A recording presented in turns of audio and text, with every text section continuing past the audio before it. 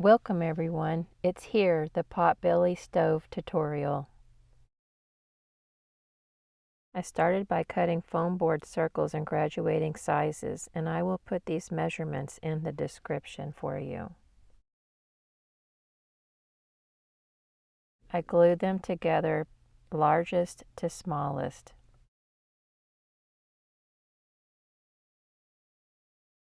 I have a top half and a bottom half.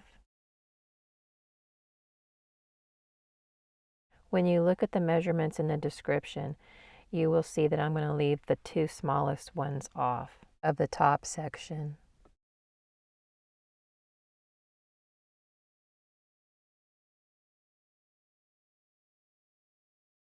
You'll see that I'll put a T on one and a B on one representing the top and the bottom.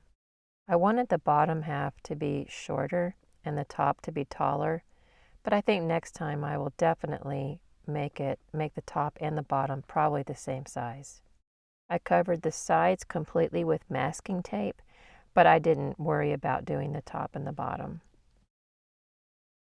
If you happen to have any areas that really dip in, just cover it with more masking tape.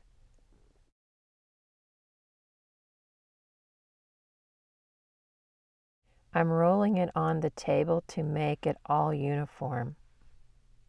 I'm not sure if it really made a difference, but it was kind of fun to do it anyway. I painted the sides with some gesso.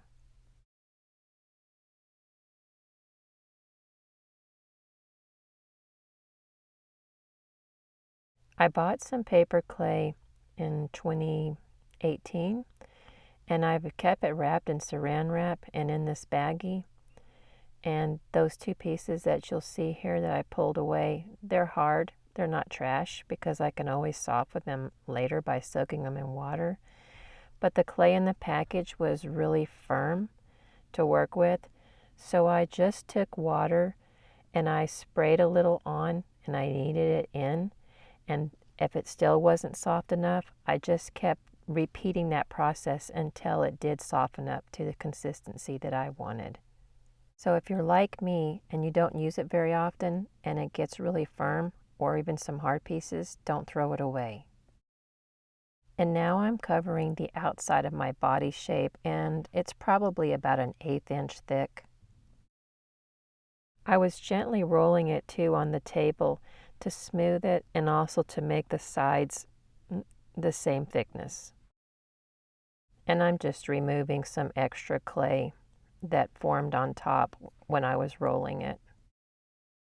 I noticed I had a little thin spot, so I put a little bit of clay on it and some water and just smoothed it out again.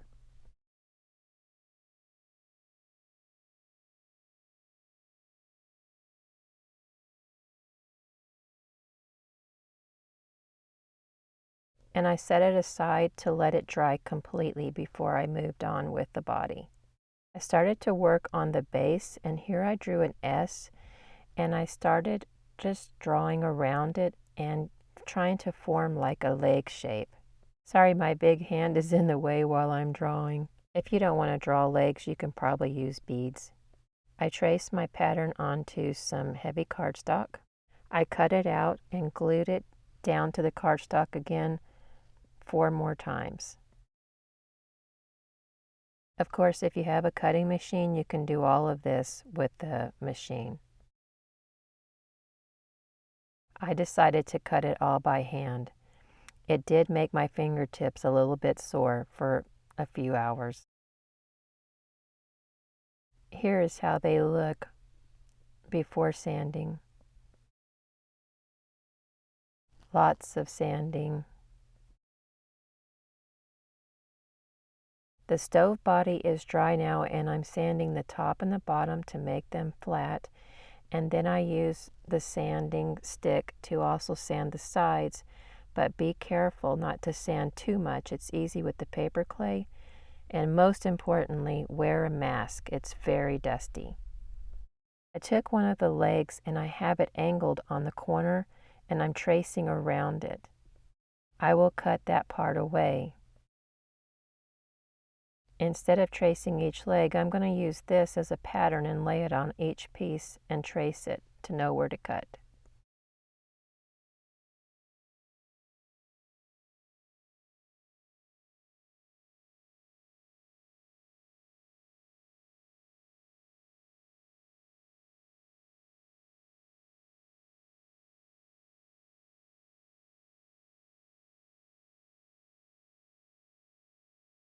I'm gluing the 2 or 3 layers of the base together now.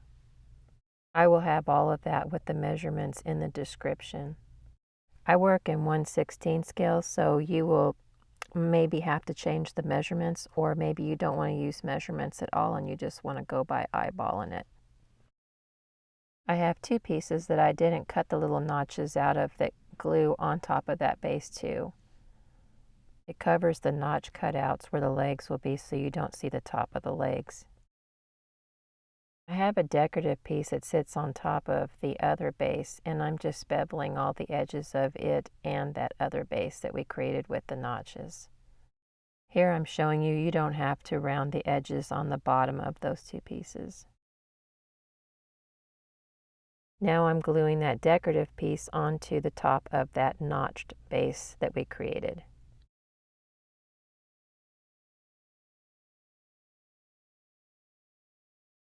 I put a little glue on the top of the legs and I'm gluing them into their little slots.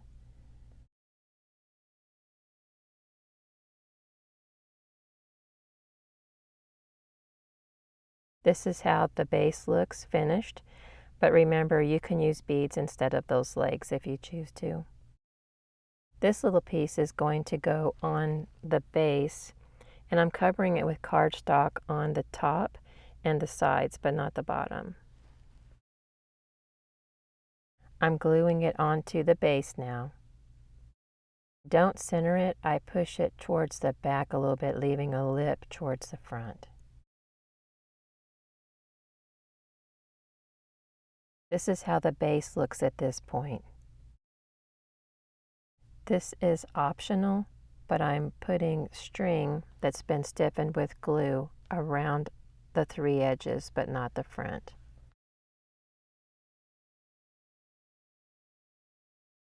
This is going to be a little door for the bottom of that square that will be under the Potbelly stove to clean out, I guess, the ash. I traced out a little fake door for under the Potbelly stove to clean out the ash, and right now I'm cutting out the little windows of it.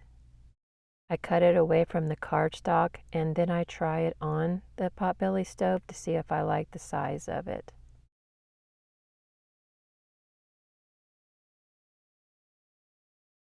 I'm painting a layer of gesso now on the outside of the Potbelly stove once I have it smoothed and shaped the way I want it.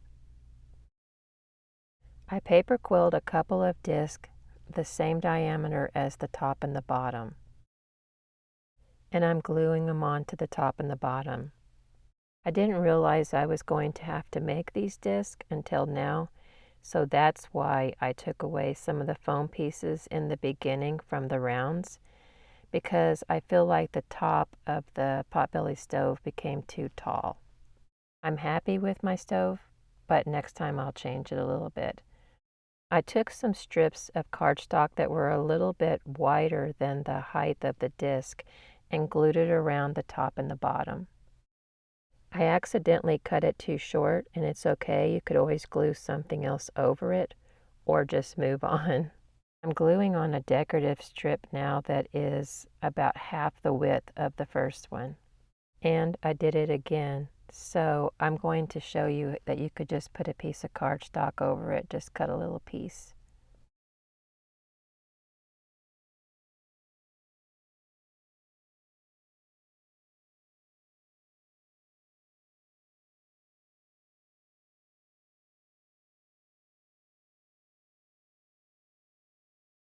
Just checking it out to see how it's going to look. I cut a strip of cardstock the same width as the top and the bottom, and I'm gluing it around the belly.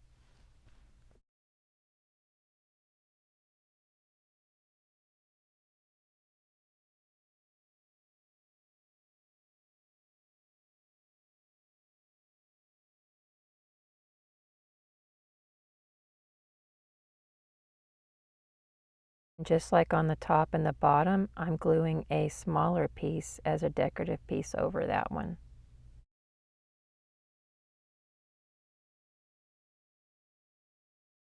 All of this stiffened thread that I'm outlining the doors and the little windows with is all optional.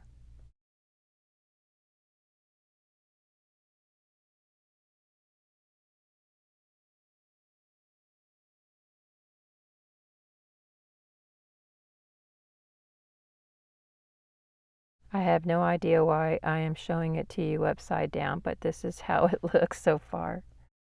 Here is that little door that's on the top half of the Potbelly stove. I drew out a circle and I put like little pie sections in there, and I cut out every other one. I applied the stiffened thread to this too before I cut it away from the cardstock.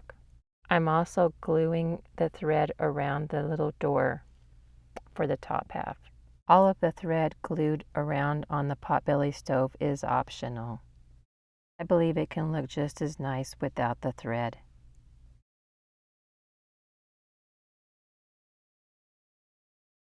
I glued the little door onto the top half.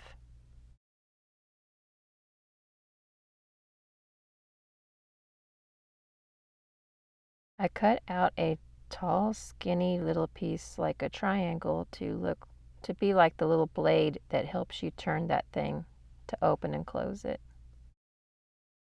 I cut some 1-inch strips of paper to roll up to make the hinges for the top door and the bottom door.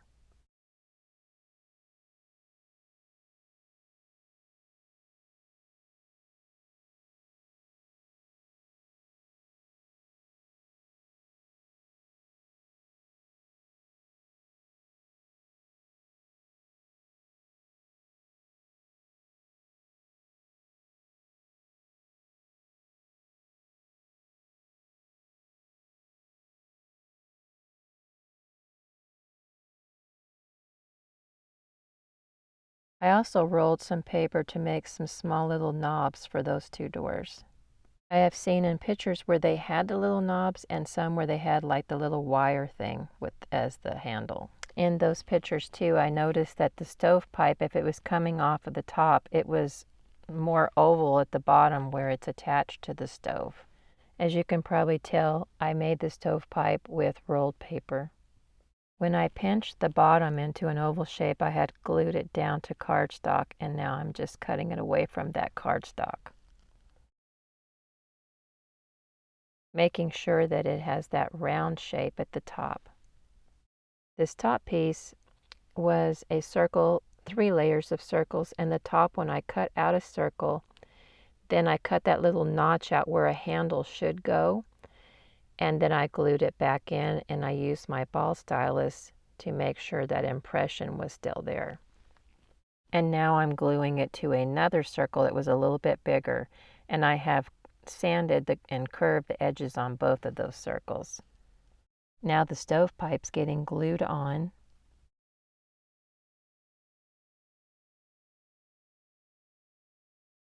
I glued on some more of that decorative thread.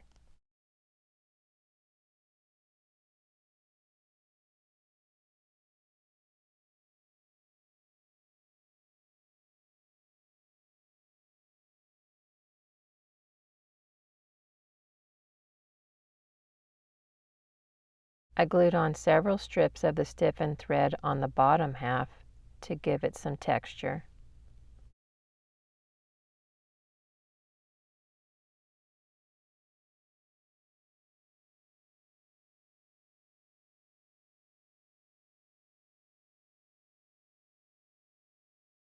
And now it's time to glue the stovepipe piece onto the Potbelly stove.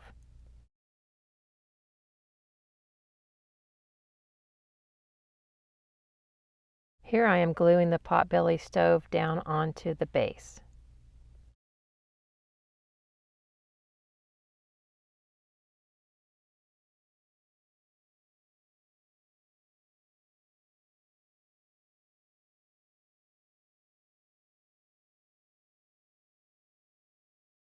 At this point, I was getting really excited and couldn't wait to finish to see how it was going to look in the store.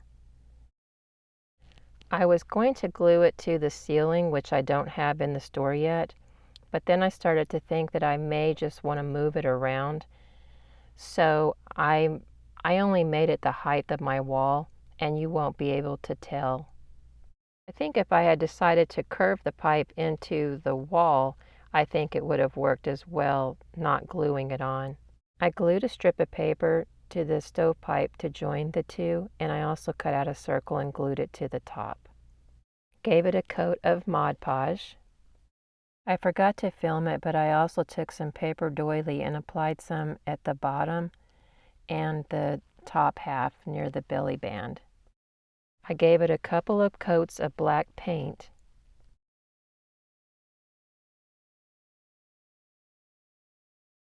I used white and gray chalk pastel to give it kind of a dusty look. It's really subtle, but you can see the paper doily once I had the chalk pastels on. I'm super excited with how this turned out, and I'm looking forward to making all of the little potbelly stoves that I need for my western town. It'll be fun playing around with different sizes too. Thank you so much for watching, and I will see you soon.